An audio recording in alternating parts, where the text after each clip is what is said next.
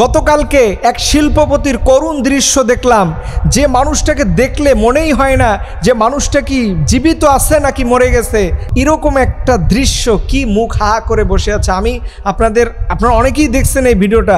সত্যি বলতে এটা দেখার মতো, কোনো মানসিক অবস্থার মধ্যে থাকা যায় না।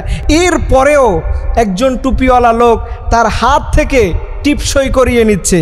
কি দুনিয়ার মোহ, কি জায়গা জমির মোহ আমি জানি না এই লোকটা আসলে কি তার সন্তান কিনা। যদি সন্তান হয়ে থাকে এর চাইতে নাফরমানি কাজ আর আল্লাহর জমিনে কিছু হতে পারে না। এমন করুণ দৃশ্য আমি আমার জীবনে কখনো দেখি নাই। বিশ্বাস করেন, আমি ভিডিওটা যতবার দেখতেছিলাম এই লোকের চাহনিটা বারবার দেখে আমি ভাবতেছিলাম মানুষটা কি জীবিত আছে নাকি সে দুনিয়া থেকে চলে গেছে। এই রকম একটা সিচুয়েশনে চেহারের মধ্যে মানুষকে বসিয়ে জমি জমা ব্যাংক ব্যালেন্স লিখে নেওয়ার জন্য মানুষ এইভাবে উঠে পড়ে লাগে। এটা সত্যি বলতে আমরা দিনে দিনে মনে হয় যে কিয়ামতের আলামত আর কোনো একটাও বাকি রাখবো না। বাবা মরে গেছে, তাতে কি হয়েছে, সন্তানরা এখন তাদের সম্পত্তি বুঝে নেবে।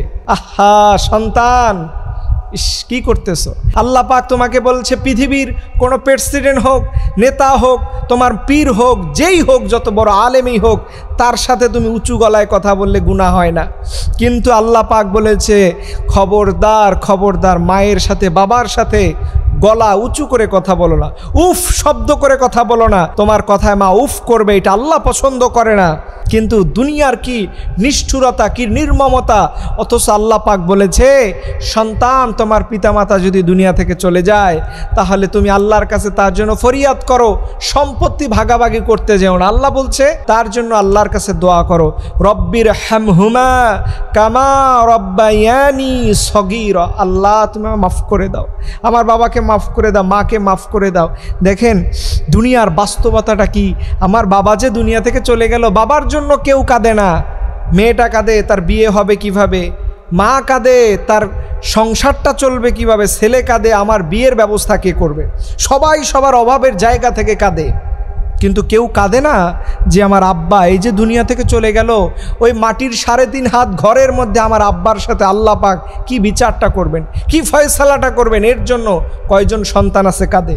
এর জন্য বলি আল্লাহর নবী সাইয়েদনা ইব্রাহিম আলাইহিস সালাম আল্লাহর কাছ থেকে ছেলে চেয়ে নিয়েছেন, রব্বি হাবলি মিনাস সলিহিন। ওই সন্তান চাইতে হবে। ওই রকম সন্তান জন্ম দিলে এরকম কঠিন অবস্থায় সন্তান কখনো সম্পদ ভাগাভাগির মোহে পড়বে না। সন্তান তার বাবাকে হারিয়ে পৃথিবীর সবচেয়ে বড় নিয়ামত হারাবে, তার বিয়োগ বেদনায় তার হৃদয়কে শেষ করে দিবে। তো আমরা কি দেখতে পাচ্ছি, অনেক সময় দেখা যায় হসপিটালে মুমূর্ষ রোগীর হাত থেকে নিচ্ছে, সাব রেজিস্টার অফিসে এইগুলো দেখা যায়। এর জন্য আমরা বলি খবরদার, পিতামাতার সাথে এরকম রূঢ় আচরণ করো না। যেই সন্তানের মোহে আজকে পিতার সাথে এই আচরণ করতেছেন, আপনার সাথেও আপনার সন্তান করবে। Wait and C. আল্লাহ রাব্বুল আলামিন যেন আমাদের এই জাতীয় গুনাহের কাছ থেকে হেফাজত করে। সকলে আমিন।